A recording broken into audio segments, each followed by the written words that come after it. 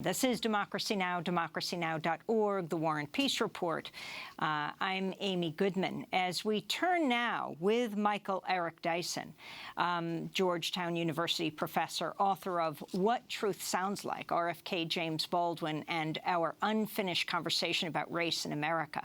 We turn to the issue that took place last week, the ongoing racial justice protest by professional sports players, particularly black NFL players. Last week, Donald Trump abruptly called off a planned visit by the Super Bowl winning Philadelphia Eagles, tweeting, "Staying in the locker room for the playing of our national anthem is as disrespectful to our country as kneeling. Sorry." Well, not a single Eagles player kneeled during the national anthem in the 2017 season. Eagles safety Malcolm Jenkins did protest by raising a fist during the national anthem in what's become one of the most enduring images of the protests. Last week, Malcolm Jenkins silently held up a series of signs to reporters in a team locker room who asked about his response to Trump canceling the White House visit the next day. Among the signs Jenkins displayed, "You're not listening." More than 60% of people in prison are people of color. Colin Kaepernick gave $1 million to charity. And in 2018, 439 people shot and killed by police thus far. Michael Eric Dyson, your thoughts on what happened last week and what has been happening and what these protests are about.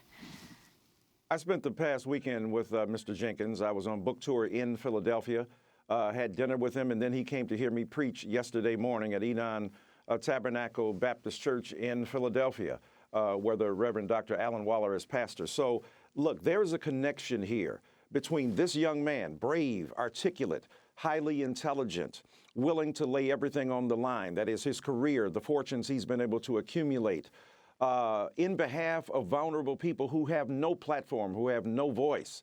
And so there's a community behind him. Dr. Waller's church there at Enon Tabernacle, thousands of members standing up to applaud and to praise him and to let him know you are not alone and that we appreciate the amplification of our interests that you are doing. And by holding up a sign like Miles Davis at the end of his life, who refused anymore to speak mostly when he introduced horn players or people who were part of his band. There's a kind of black signifying going on there. And what Mr. Jenkins was asserting was, you are not listening to the words we keep saying. This is not about this protest. It's not about an anthem. It's not about a flag.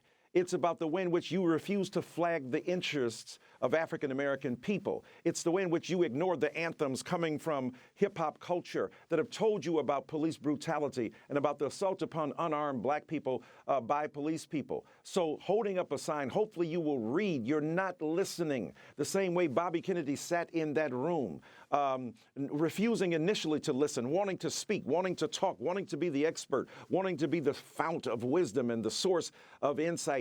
Be quiet, listen to what you think you know so that you can learn what you don't know. And he did not, that is Mr. Jenkins, did not want this to be about whether you're upset about Donald Trump uninviting you, disinviting you to the White House. This is about putting the focus back where it belongs.